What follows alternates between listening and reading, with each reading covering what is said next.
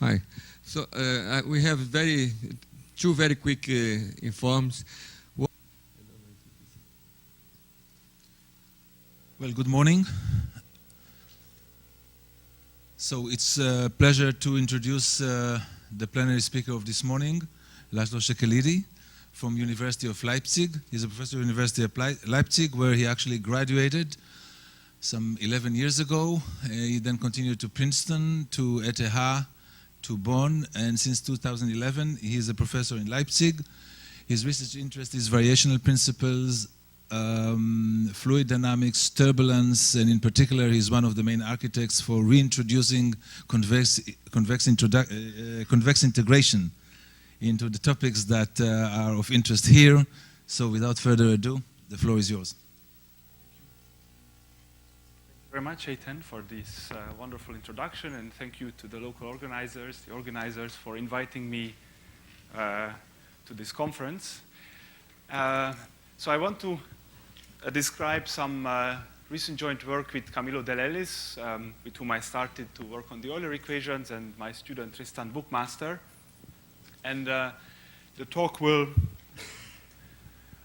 be concerned with the incompressible Euler equations in 3 dimensions, and so you can think either in periodic boundary conditions or in R3. The boundary conditions will not play a role in this talk, and I also didn't even write initial conditions because also that will not play a role in my talk. So I want to describe different types of phenomena for the incompressible Euler equations. So concerning notions of solutions, there are several different notions, and they seem to describe completely different phenomena. So there is the classical notion of solutions, and essentially what is known is local well-posedness about classical solutions, and they really describe an evolution phenomena, as one would expect from classical physics. And then there are several weak notions. So on the other end of the spectrum, there is several notions of very weak solutions, such as measure-valued solutions of Di Perna-Maida, or the dissipative solution of Lyons. These are very weak in the sense that they don't even solve the equation in the usual sense. On the other hand, you can prove the existence essentially by some soft arguments. Also, it's not even expected that they should be unique. Then there are notions, I've made a distinction between weak and distributional solutions. The weak solution for me is something where the velocity is at least continuous. This is the requirement to make sense of the continuum mechanical derivations of the Euler equations as conservation of mass and momentum. And distributional solutions are the usual distributional solutions. What is the phenomenon for both of these notions is that there is a kind of wild behavior, or H principle, and this is what I want to talk about in this talk. On the other hand, the detail of the theorems that we can prove are different for weak solutions and distributional solutions. And in some sense, the distributional solutions are, so general distributional solutions are more similar to the very weak notion, and weak solutions seem to describe an extra phenomenon. This is what I want to talk about. So first, let me say a few words about the H principle. And the best way to describe it is to say what it is not. So this is a quotation from a very nice paper of Gromov that was essentially the speech he gave when accepting the Balzan Prize.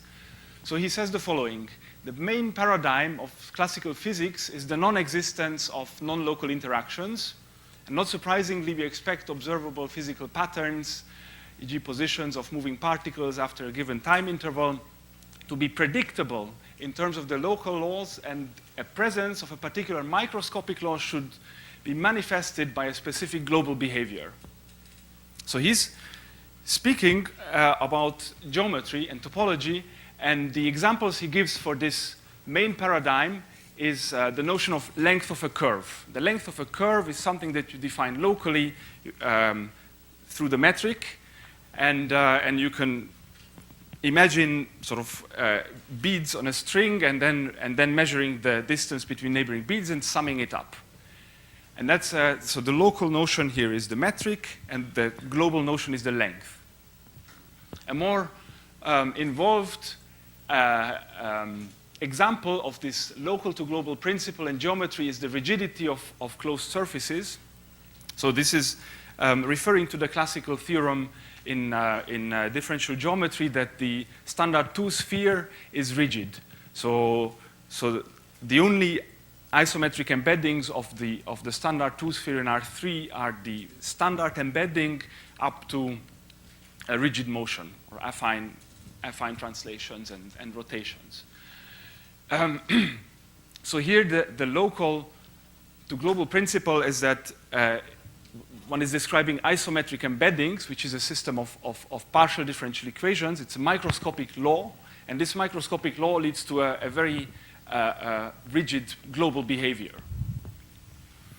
Okay, so when Gromov was describing this rigidity, or quoting it as an example of the local to global principle, he knew very well of the following example of the Nash-Kuiper embedding, and this is a recent picture by a group of people around Vincent Borelli of an isometric embedding of the flat 2 torus in R3.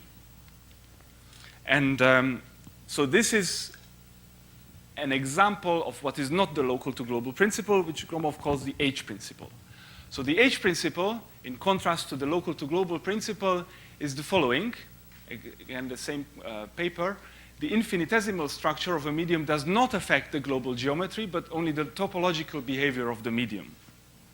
So in some sense, in a typical problem from geometry and topology, one is asking for the existence of a certain object, and this object should satisfy microscopic conditions, or set of partial differential equations, and some kind of global topological condition. And the H principle is a principle that means that the local partial differential condition is not giving a constraint on the existence of this object. It's only the topological, the global condition that is a constraint. So here is the theorem of Nash and Kuiper. Any short embedding of a compact Riemannian manifold can be uniformly approximated by a C1 isometric embedding. So I will come back to this theorem in a minute, just to illustrate in this kind of very simple example why it is an example of the H principle, at least as I'm explaining it to you. Here is the flat 2 torus, and the existence of an isometric embedding of the flat torus to 3 dimensions requires 2 things. You first need to be able to embed it at all. Okay, so, and the way to embed the flat torus into R3 is to just embed it as a standard 2 torus. So for certain manifolds, you might not be able to embed them in a certain Euclidean space. So this is a topological global condition. And once you can embed it at all, you can shrink it, so it becomes a short embedding. So short embedding is just an embedding which shrinks distances. So this is a tiny standard 2 torus, and this can be then, by this theorem, uniformly approximated by C1 isometric embeddings, which means that in an arbitrarily small C0 neighborhood of this C0 neighborhood of this standard torus, you can find isometric copies of the flat torus, and they're going to be very much wrinkled up. Okay. So then Gromov says the following: the class of infinitesimal laws subjugated by the homotopy principle is wide. So homotopy principle is the H principle. It's called homotopy principle because you have to satisfy this topological condition, and that's usually done by a homotopy. It's wide, but it does not include most partial differential equations of physics, with a few exceptions leading to unexpected solutions. And the reason he says that it does not include most partial differential equations is the following. Because if you take a partial differential equation from classical physics, one would expect that this PDE or system of PDEs describes, let's say, an evolution phenomenon where you would expect uniqueness, or the Hadamard notion of well-posedness. Whereas a typical PDE from geometry and topology will have a large invariance group or some kind of large dimension. Usually, for instance, if you want to isometrically embed a manifold into sufficiently high Euclidean space, then there are many more unknowns than constraints. So you do not expect uniqueness. On the other hand, he's referring to unexpected solutions. More specifically, he's referring to this paper of Müller and Schwerak, where they first introduced convex integration to partial differential equations coming from physics.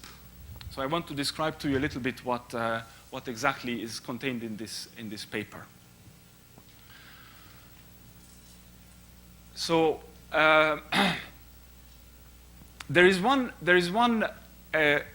example of a physical phenomenon that is where the model, so there's a well-defined model, but it is an example where you would not expect uniqueness, and that's elasticity. So the basic setup is that you have a reference configuration, omega, a three-dimensional domain, and then U is a deformation of the elastic body, and the basic model is that this U, this deformation, should minimize the bulk elastic energy, and this is usually there is a function W on 3x3 matrices. So this is the full gradient 3x3 matrix. And then there's a function on 3x3 matrices that describes material properties of whatever elastic material you're studying. And the basic model is that the minimizer is what you should observe when you make the experiment. And it's very well known that you do not expect uniqueness in this situation. There is a classical example of Euler buckling when you have a rod and you start to press it down vertically, and then so for small deformations the rod stays vertical, but at some point it buckles, and then you have the non-uniqueness, a kind of bifurcation effect. A more recent or a more modern example of non-uniqueness is microstructures in certain metal alloys. And so here are just some pictures just to illustrate what I'm talking about. So these are pictures of solid to solid phase transitions in metal alloys. The different regions, the different colors indicate a different orientation of the underlying atomic lattice, and so basically, without going into any kind of detail, I just want to say that what one observes in these pictures is usually, non-uniqueness. Every picture looks different in its detail, but there is a certain universality, for instance, in the volume ratios of the different colored regions. And so in terms of this local to global principle of Gromov, the question that people want to understand is, how does a specific type of microstructure influence the macroscopic behavior of the material? So you see this different types of arrangements of the atomic lattice, and what you want to know is how is the elastic behavior of the full body that is in the experiment. So it's again a local to global question. And so the first attempt to understand, so originally we have a minimization problem, and the first attempt to understand it is to just study the pointwise minimizers of the functional. So the W can be assumed to be non-negative, and the zero set is some compact set of matrices, and then trivially, any solution of this differential inclusion is a global minimizer of the functional. And so this is a typical differential inclusion. So here the question is, given a set of matrices, K, so K is a given set, characterize solutions, so Lipschitz functions, Lipschitz maps U, whose derivative lies in K almost everywhere. And so at this point, there are two branches of the theory. One can study approximate solutions, which is very much related to compensated compactness or Young measure theory. And the other branch is exact solutions, and this is where the two phenomena are either rigidity or the method of convex integration for non-rigidity. And so I want to focus on this branch. So here are two typical examples from this elasticity theory. So certain materials will have, so the set K, okay, so the set K that is the set of zero energy configurations, affine transformations of the lattice. This is the microscopic law, and it has to be, by just some simple considerations, rotational invariant. So it's always going to be there is some SON invariance. And so one example is a typical crystal lattice. It's simply the cubic arrangement is the only zero energy configuration. And for different types of materials, you might have certain stretches that are allowed and have also zero energy. And this would be the cubic to tetragonal phase transition. And so the corresponding set K would be SON here. And here two copies of, I put SO2 or 3 copies of SO3, the number of axes. And the typical theorems are the following. So for this problem, the only solutions of the differential inclusion are affine maps, so global rotations. If you want to locally, if your map is locally a rotation at almost every point, then it has to be globally a single rotation. It's an example of rigidity, and I guess the statement goes back to Liouville, and then for Sobolev maps Reshetnyak, and there is even a quantitative statement. So if you have almost minimizers, almost solutions, then you're close to an affine map. On the other hand, for such a set, we have the following statement, that for any affine map, F, that is sufficiently close to the identity map and has determinant 1, there exists a Lipschitz map U that is a solution of this differential inclusion and is equal to this affine map on the boundary of the domain you take. So if you interpret, I mean, the interpretation is the following, that the boundary condition is what you impose on the bulk body. I mean, you touch it from the outside and you make a boundary condition, and then the body inside is supposed to minimize the bulk energy. And so saying that for any affine map close to the identity, there is a solution of the differential inclusion, the interpretation is that for sufficiently small deformations, you don't pay a price at all in the bulk energy. So this is what one might call a liquid-like behavior. Okay? So for small deformations, there's no cost. Completely the opposite of this rigidity statement. Okay. So when one is trying to solve differential inclusions, there are essentially two approaches, and I want to demonstrate these two approaches on a toy problem where we just forget differential. So it's just an inclusion problem. And this would be in the philosophy of Gromov, saying that the differential constraint is not affecting the solution. So let's forget differential, and then this is the simplest inclusion that I can think of. Just characterize or construct functions on the interval 0, 1 that have modulus 1. And then there are two approaches. One is the bare category approach that originated from the theory of ordinary differential inclusions and was then applied also to partial differential inclusions. And the basic underlying statement is the following, that the set of solutions of the differential inclusion, so the set of functions with modulus 1 almost everywhere is a residual set in the set of functions of modulus less than or equal to 1.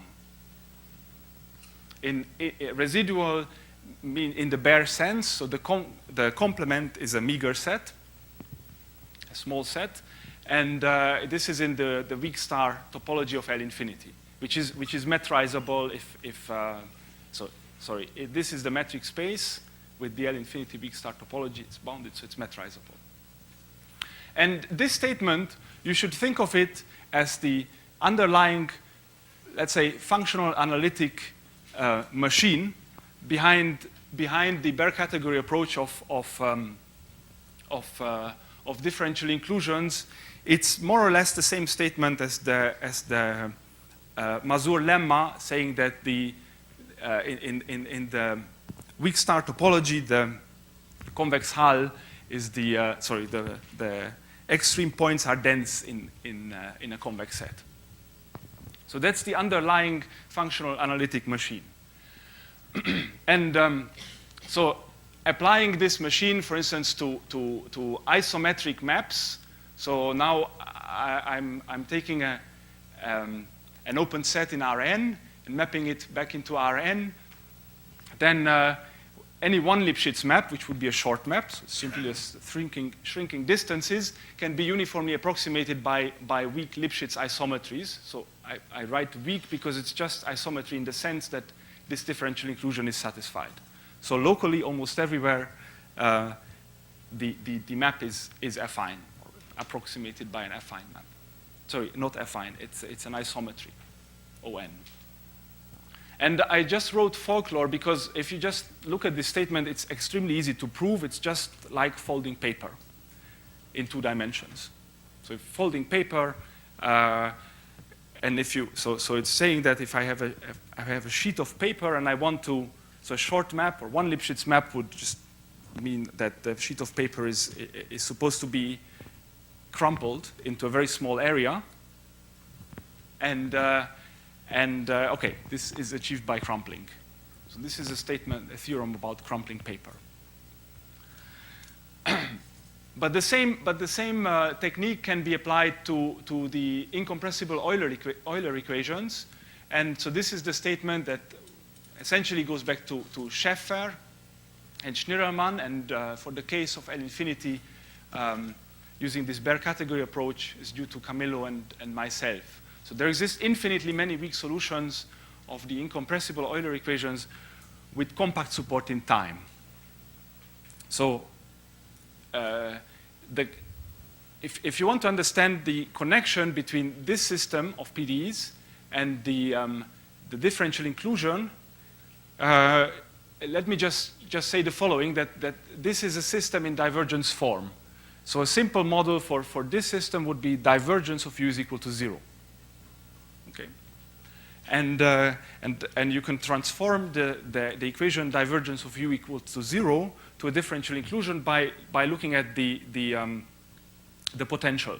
So divergence of u equal to 0 is the same as u is the curl of something.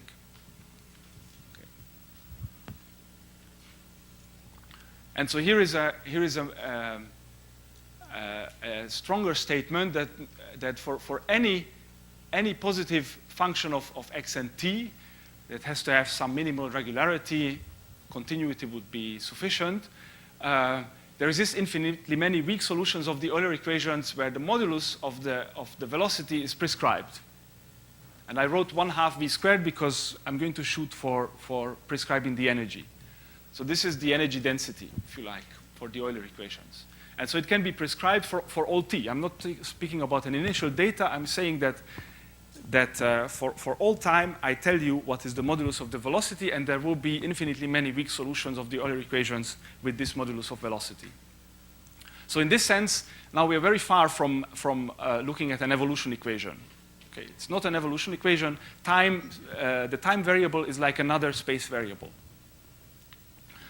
Okay, and there are analogous statements to this theorem for the compressible Euler equations, and Elisabetta will speak about that later this morning, and other types of active scalar equations as well. Okay. And there's a third type of statement concerning measure-valued solutions that any measure, I'm not telling you exactly what is a measure-valued solution, but it's this very weak notion where only the first and second moments of the measure has any constraint on it to be able to solve the equation. And for any measure-valued solution, there is a sequence of weak solutions generating it.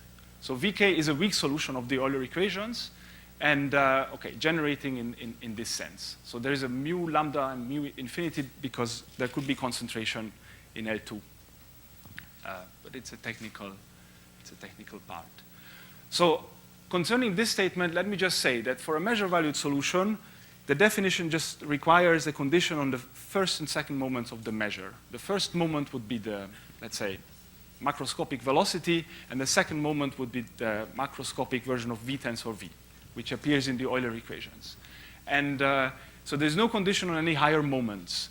And so it's clear that you can, once you have one of these measure-valued solutions, you can construct tons of other ones by just keeping the first and second moment and changing the measure in a crazy way otherwise. And for any such measure, there is such a weak solution. So in this sense, these weak solutions are the same as measure-valued solutions.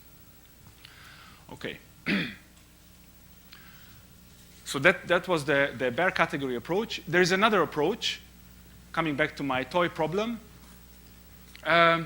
which is more in line of what convex integration is, as it was developed by Nash and Kuiper, and what Müller and Schwerach did in this paper in the 90s. And so, so this is just a very explicit scheme. Of course, it's a stupid problem, but I just want to demonstrate the basic idea.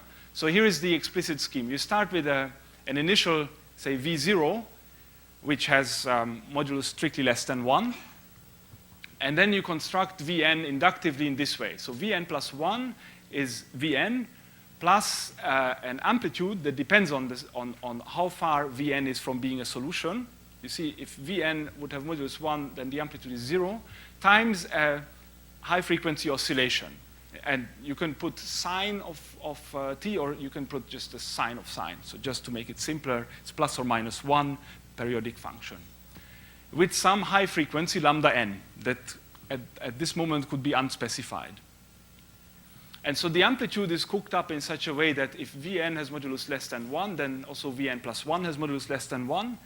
And it's not very difficult to prove that if you take the lambda n to go to infinity sufficiently fast, then this sequence of functions will converge strongly to a function of modulus 1 almost everywhere.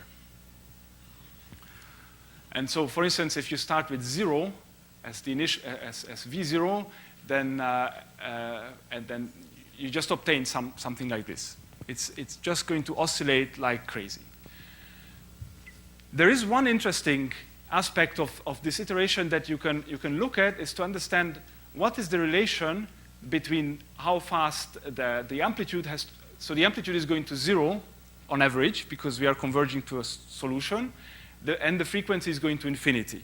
And there's, for instance, the following lemma that you can prove. If you take 2 to the n as the frequency, so it's more or less a dyadic sequence, then the integral of 1 minus Vn squared is going to converge to 0 exponentially, at an exponential rate. So this has the following consequence, again, without going into any technical detail, that you see this is the amplitude. The amplitude in L1 is converging to 0 exponentially. The frequency is going to infinity exponentially. So the final function is not just any L infinity function. It has some fractional or best of space regularity. Okay? You get some kind of control over the Fourier spectrum of this function. And of course, otherwise, I could. This is independent of what is V0 and what exactly is the. I mean, I could change this amplitude a little bit as long as it has the same order. I still get functions with this kind of behavior. So this idea of asking if the solutions constructed by convex integration have any better regularity than what the equation would give you has been looked at for the Nash-Kuiper theorem. So here is again the Nash-Kuiper theorem, giving you C1 solutions of the isometric embedding system, and this can be extended so that the solutions are not just C1, but there is a kind of Hölder regularity of the derivative. So it's C1 theta. And the theta here has, so I didn't tell you what is n star. It will come on a later slide, but it's just a number depending on the dimension. So the Nash-Kuiper theorem holds from Rn to, n-dimensional manifold into Rn plus 1. It's written there. And so this is the number depending on the dimension. And there's just a note here that, for instance, this applies to embedding the standard 2 sphere into R3, and it will give you some number that I think it's about 1/7. And on the other hand, the rigidity, which classically holds for C2 embeddings, can be lowered to C1 theta for theta bigger than 2/3. So there is a kind of gap between the two phenomena. The phenomena of rigidity is in a certain C1 theta regime, and the Nash-Kuiper, the non-rigidity, is in a different C1 theta regime. And one is 1/7, and the other one is 2/3. And we don't know if you can lower this gap to where the two theorems meet. Okay. Also for the Euler equations, you can play this game. And so the statement we have is the following. For any smooth positive function of time, and theta less than 1/5, there exists a weak solution of the Euler equations with this Hölder regularity, and such that the energy at time t is given by E of t. So you can prescribe the energy for all time and get weak solutions with this Hölder regularity. And this is now a joint work with Tristan Buchmaster and Phil Isset. And it follows from previous work with Camillo where the exponent was 1/10. And there is a version of this theorem where one is really studying the initial value problem and asking for non-uniqueness with some slightly worse Hölder regularity. Okay, so why is one interested in Hölder regularity? So the motivation comes from three-dimensional homogeneous turbulence, and the basic phenomena that one wants to understand is the following. So if you take the incompressible Navier-Stokes equations, then formally the energy dissipation rate is proportional to the viscosity, or 1 over the Reynolds number after non-dimensionalizing. But what one observes by experiments and simulations is that this dissipation rate in turbulent flows, that means as the Reynolds number goes to infinity, seems to remain above some positive number. It does not go to 0. So the formal argument would tell you that as the Reynolds number goes to infinity, so formally we are converging to the Euler equations, the energy dissipation rate goes to 0, but in experiment it does not. So this is known as anomalous dissipation. So it was Kolmogorov who founded the statistical theory of turbulence, and so this is a fantastic theory, but it's just based on three assumptions, three hypotheses. First is that essentially in a statistical sense, the symmetries of the Navier-Stokes equations are restored. Secondly, that you have self-similarity, so more or less the dimensions are going to be given by the scaling of the Navier-Stokes equations, and there is this finite non-vanishing mean rate of dissipation, epsilon. So there is this number epsilon, which is positive, and that's the dissipation rate. It's a hypothesis that he puts. And based on these hypotheses, so the first two hypotheses just tell you that essentially you just have to look at the scalings of the equation and then make statements about ensemble averages, and then there is this non-vanishing dissipation rate. And one of the consequences of these hypotheses is a precise decay rate for the energy spectrum. So the energy spectrum is the decomposition of the total energy onto the different wave numbers, lambda. And from the Kolmogorov theory, one obtains this precise rate, that the energy spectrum, so that's the energy of sitting at wave number lambda, is proportional to this epsilon, to the 2/3, times lambda to the minus 5/3. So now I want to concentrate on this lambda to the minus 5/3, because that gives you, if you interpret this theory not as something about statistical averages, but about weak solutions, say of the Navier-Stokes equations, it tells you that there is a precise decay of the Fourier spectrum, which in turn you can also interpret as a kind of regularity of the solution. And this minus 5/3 agrees very well with many, many experiments. Okay, so Onsager was also looking at the same phenomenon. Oh, I didn't even put his name. So this is Onsager.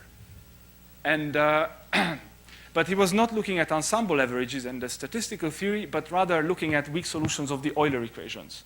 So he said the following. This is from his famous paper, 1949. In actual liquids, the subdivision of energy is intercepted by the action of viscosity. So he's describing how the energy is distributed into the different wave numbers, and the nonlinearity causes a kind of redistribution or cascade of this energy.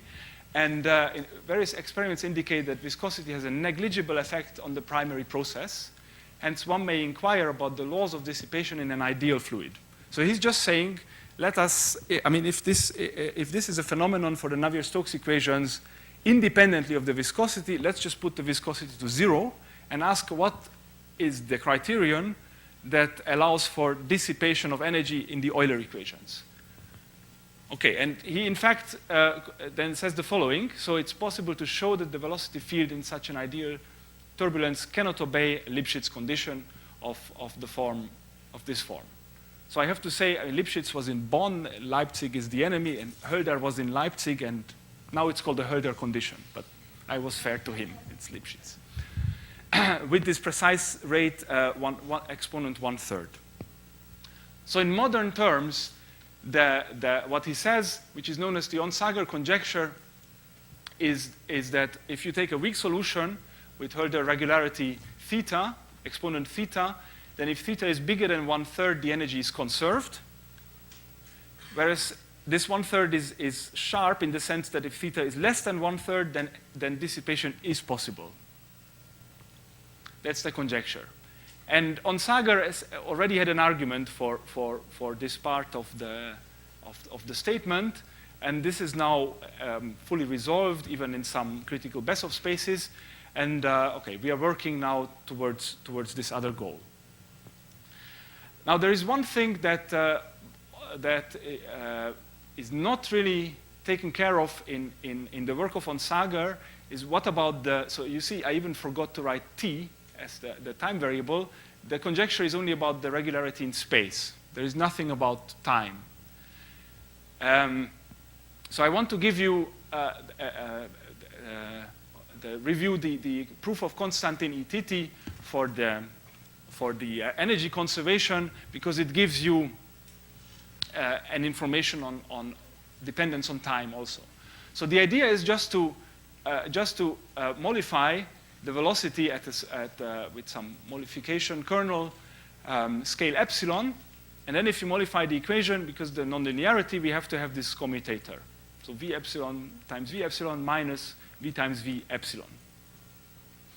And the energy, so now everything is smooth. You can write the energy balance, and you get that the difference between the energy at time t and time 0 is not 0, but it's given by this forcing term.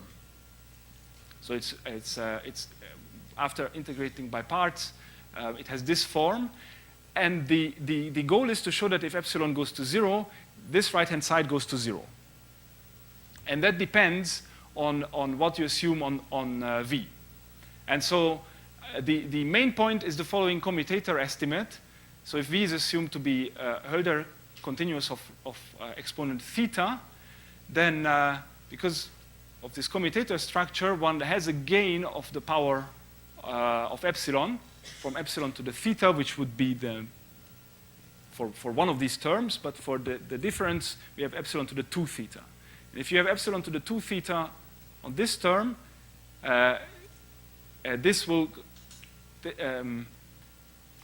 this converges to 0 as epsilon to the theta minus 1. It converges to infinity at the rate epsilon to the theta minus 1. So if theta is bigger than 1/3, this goes to 0. And more precisely, because we have this time integral, the energy is conserved if the integral of the third power of this theta Hölder norm is finite for some theta positive, theta bigger than 1/3. Okay, so here there is a condition on time as well.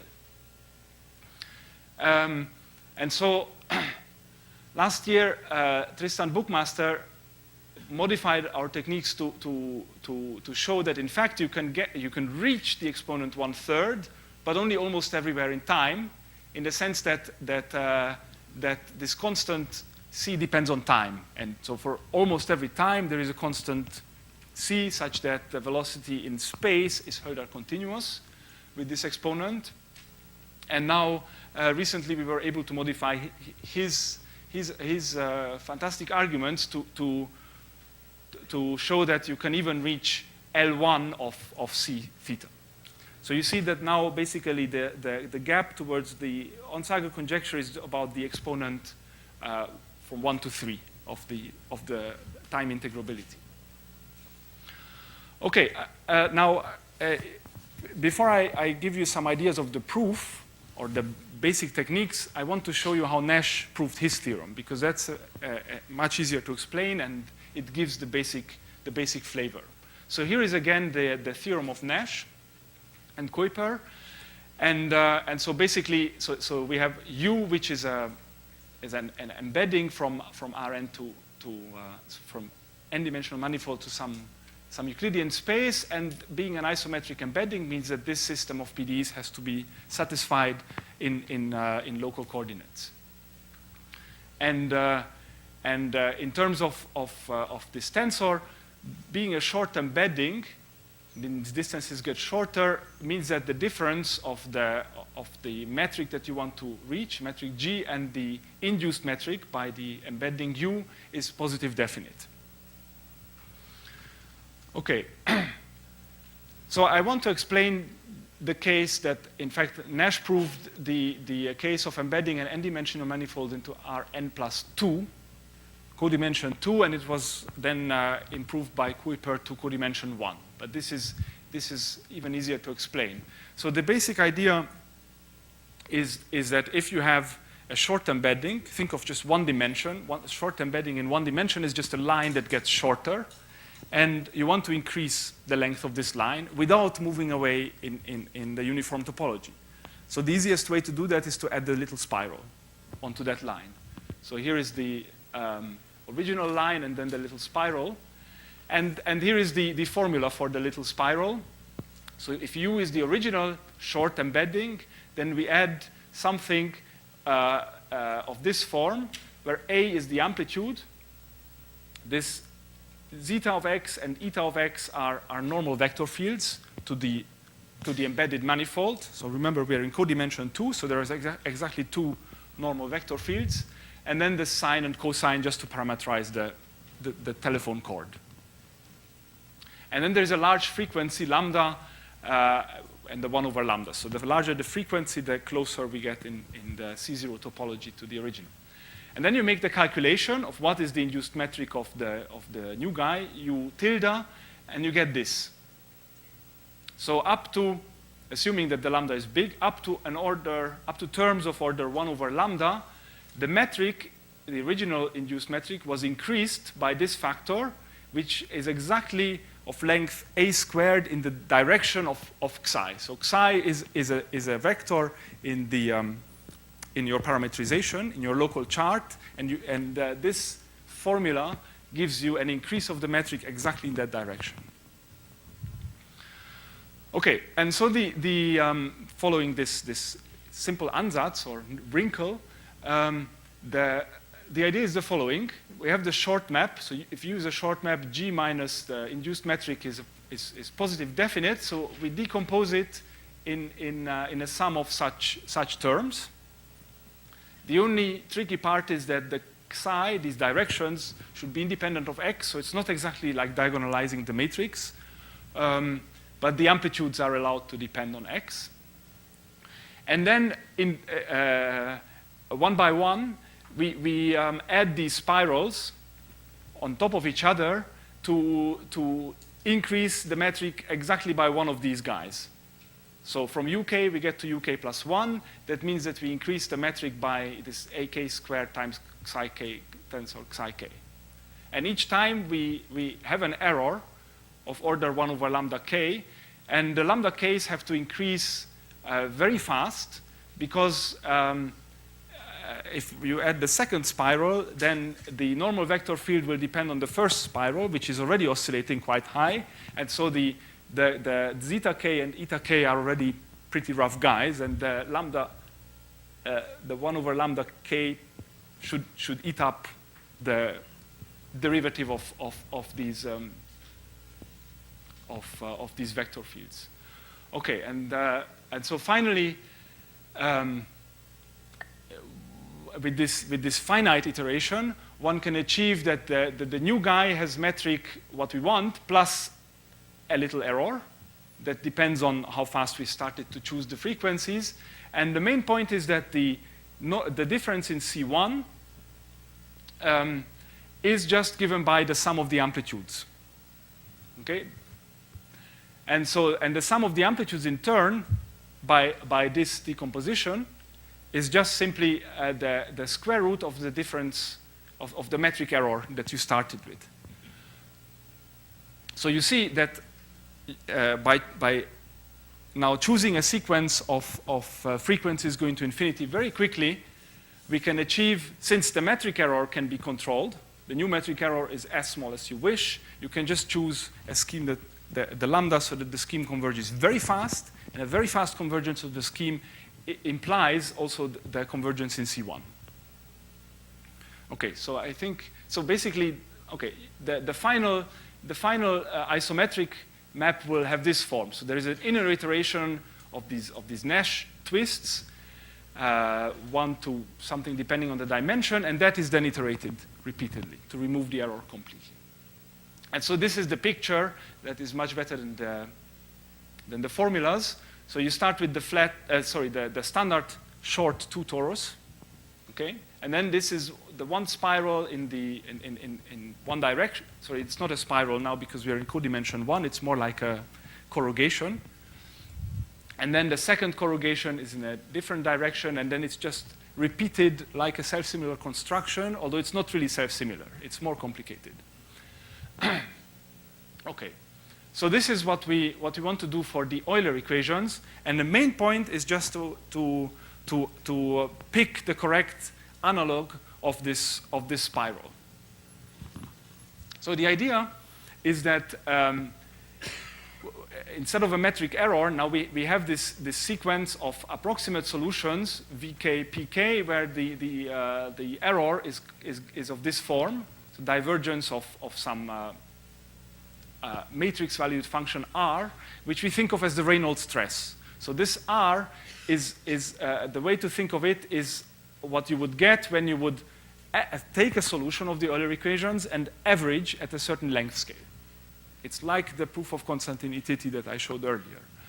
And then we want to remove this error. So this error appeared in my mind by averaging from the solution that we want to reach, and we want to put back the oscillation that led to this error. Okay, and that oscillation is going to have this form. Depends on slow variables x and t, and some with some frequency lambda q plus 1 fast variables. And since I want to think of this as the fluctuation, this capital W, it has to satisfy certain conditions. So it's going to be a periodic function in the fast space variable. The time variable is not important in this whole thing. It has to have average 0. It's the fluctuation.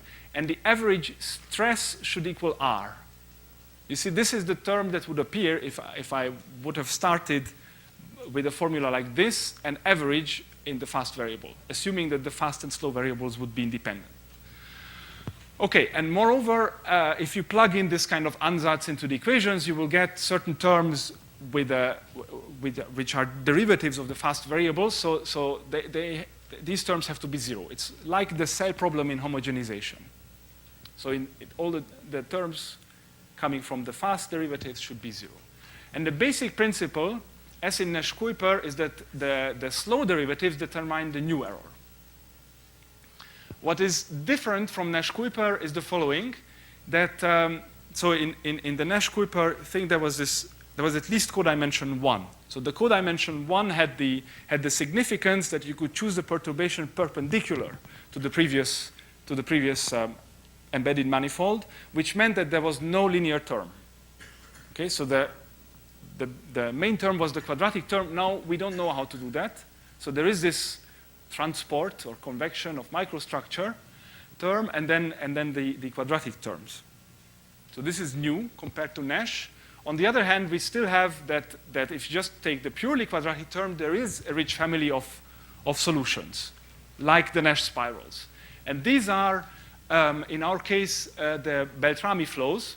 So Beltrami flows are a special set of stationary solutions of the Navier-Stokes equations that you get from this identity that are essentially the eigenspace of the curl operator. And so any solution of this system is a stationary solution of the Euler equations, and the point that I want to make here is that it's a linear space. Moreover, if the lambda is big, it's a pretty large linear space. So you have a huge set of these solutions that you can combine in any way you want and achieve the correct average stress. Okay, so they have this form. So okay, and then any linear combination. So this is the sum over these wave vectors. Any linear combination of these Beltrami flows is a stationary solution, and so we can combine them with certain amplitudes depending on R, so that the average is going to be R. That was one of the conditions on the microflow. This is important so that this W is really the fluctuation. And then there is a phase function because we have this convection term in the cell problem, and we would ideally like to take something like this, but this will not work because of certain estimates. And so finally this ansatz, when you plug it into the equation, make all of the estimates, will lead to 1/10 Hölder continuity.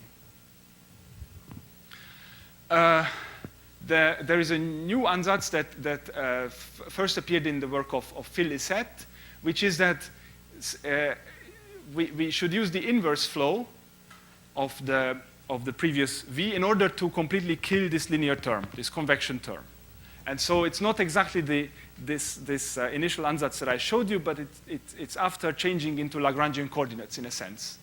And so, but on the other hand, the problem with this ansatz is that the flow, so this is a flow of a very rough, I mean, everything is smooth, but it's getting more and more rough and converging to a Hölder continuous solution.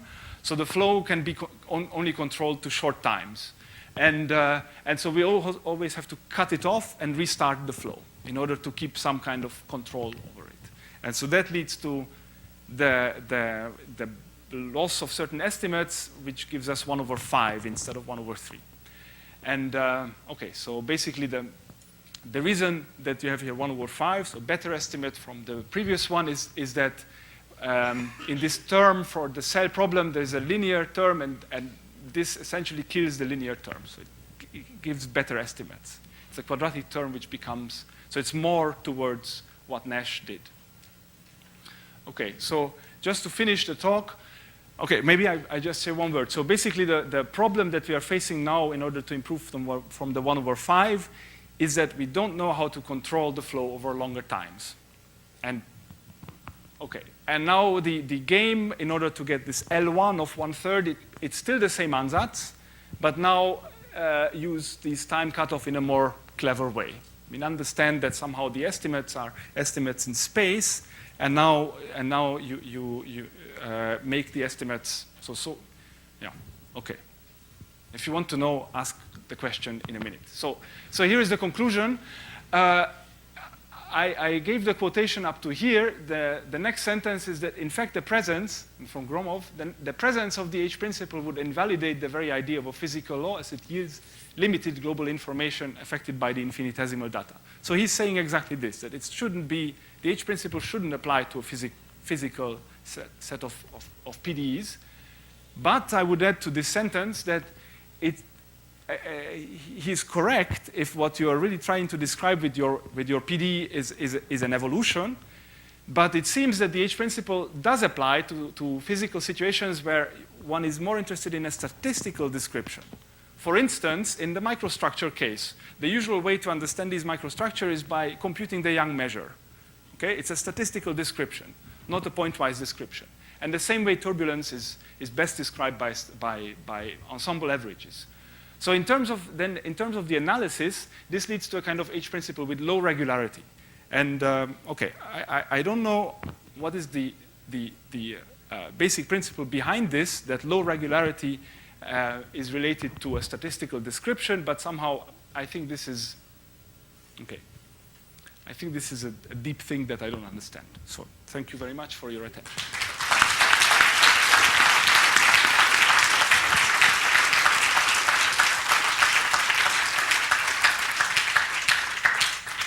Thank you.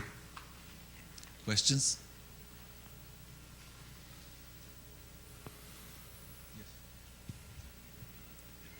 Yes, assume that the manifold is compact and that you have a solution which is smooth of the Euler equation during some interval of time. Is it possible to extend it as a weak solution with compact support in time? In a compact manifold? Yeah, yes, but the time you want to have a solution which is compact in time. Yes. But for example, on the interval of time 0, 1, it's a smooth solution of the Euler equation. To extend it. And you want to beyond. extend it, yes. Okay, it depends on what you want this solution to satisfy in addition. If you just are interested in a distributional solution, or even a C0 solution or C alpha solution, it's okay. You can do it. Just like you can extend the 0 solution to something non-zero and then 0 again. But so one selection criterion that would rule out these solutions would be that the energy should not increase. So kind of like dissipative solutions, the energy from time 0 should not increase beyond time 0. And then it's not possible to extend a smooth solution to a non-smooth solution, to a convex integration solution. That would, so at least for short time, it's not possible because it would contradict the weak-strong uniqueness. If you have a smooth solution, it's unique in the class of such dissipative solutions. Over longer time, if we could do it, it would imply blow up in finite time. Okay. So, and if I have another question, so you work on Rn or on Tn, but if you have a Riemannian manifold, because there is this problem of Beltrami flow, maybe they do not exist for general Riemannian manifold? Okay, I'm not completely sure, but my guess would be that you can still do it because it's it's a local thing. I mean, these Beltrami Yeah, flows you yeah, can but, micro-localize and then you just need something that in these fast variables that you might think of like, okay, in Fourier space, and then you cut it off. So you just work in a single chart. Okay. Any other question? So let me, if there's no other question, let me just follow up with quick questions since you mentioned, is there a selection principle like those solutions which are realizable by a vanishing viscosity approach, whatever realizability is, that will rule out all these wild solutions? Besides just the energy decrease. I don't know. But I'm not even sure if it's the correct question to ask, because that's why I didn't emphasize the initial data. I mean, I'm not talking about non-uniqueness. I'm talking about the non-conservation of the energy, and I think this is a more physically relevant phenomena here.